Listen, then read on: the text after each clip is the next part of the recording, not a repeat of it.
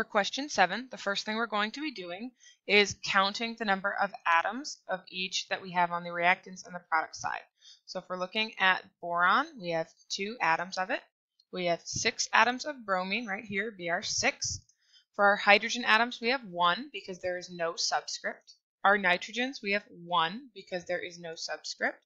And our oxygens, we have 3 because we have O3. On the product side, we have 1 bromine right here. There's no subscript.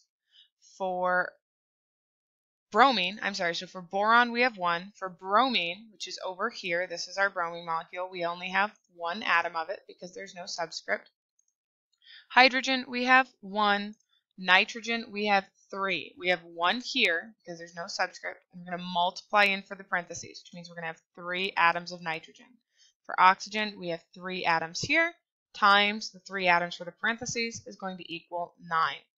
We're going to start by balancing the top element, which is boron. So we have 2 on the reactant side, 1 on the product. We want to change this one up to a 2, which means we're going to change this to 2. That's going to change boron to 2. It's also going to affect the nitrogen and the oxygen in this molecule. So we have 3 molecules of nitrogen, 1 times 3.